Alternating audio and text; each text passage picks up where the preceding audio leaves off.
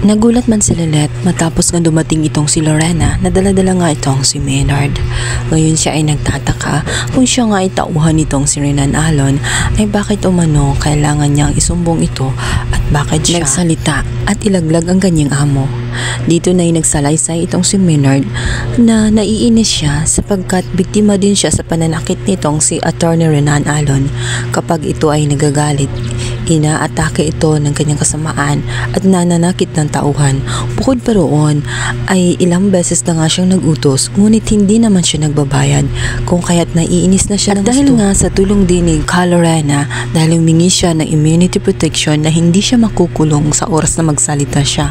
Kaya naman na agad niyang nailantad ang katotohanan. Yaman lang din na wala siyang makukuha.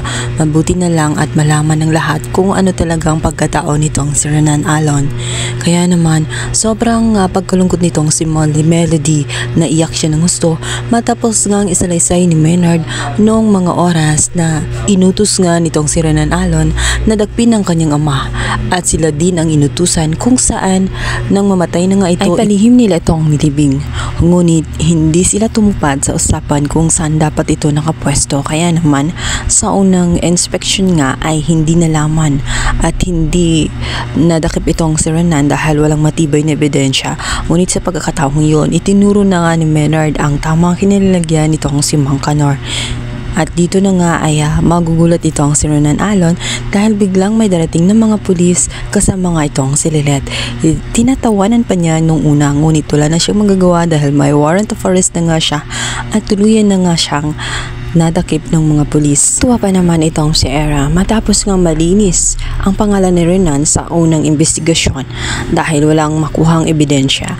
Ngunit magugulat naman siya dahil makikita niya sa balita ang pagdakip nga nitong si Renan Alon dahil nga sa may lumabas na star witness na itong ang si Maynard. Kaya nanlumo ng gusto itong si Era. Talaga palang napakasama ng taong papakasalan niya dapat na itong si Renan. Tama pala talaga ang pinagsasabi nitong si Lilith. Wala na ngang magagawa itong si Era upang protektahan pa itong si Renan dahil sa taong lumabas at nagturo sa kanya at nagsasabi ito na siya ay tauhan ni Renan Alon ay wala na siyang maging laban kundi i-let go na lang talaga itong si Renan at nabuhay niya lang mag-isa kasama ang kanyang baby at hindi naman niya nais na malaman ito na ang kanyang ama ay isa palang kriminal. Sa kabilang banda, itong si Lorena ay hindi talaga tumitigil.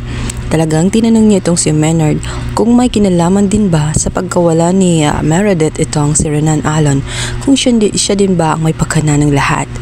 At dahil nga sa utos nga nitong si Patricia upang malinis ang kanyang pangalan at hindi rin siya madawit, siya na rin ang itinuro. Ngayon ay mahihirapan itong si Renan Alon na tuluyang makalabas dahil sa patong-patong na kaso na inihain sa kanya kay Mang Kanor maging kina Meredith at Ino, siya na rin ang napagbintangan. Kaya naman nag-iisip siya ngayon kung paano niya malulusutan at masasabi na wala siyang kinalaman sa pagkawalangan nitong si Meredith. Gayong hindi nga siya pinaniniwalaan dahil na rin sa kanyang mga track record at may motibo din siya dahil sa kanyang pagre-revenge dito kay Meredith at sa mga anak nito. Mabubulok na nga ng tuluyan itong si Renan Alon unless na lang kung magsasalita itong si Trixie dahil si Trixie ang nakakaalam kung sino ang tunay na salarin sa pagkamatay ni Meredith. Yun nga lang ay naawa naman siya sa kanyang ina.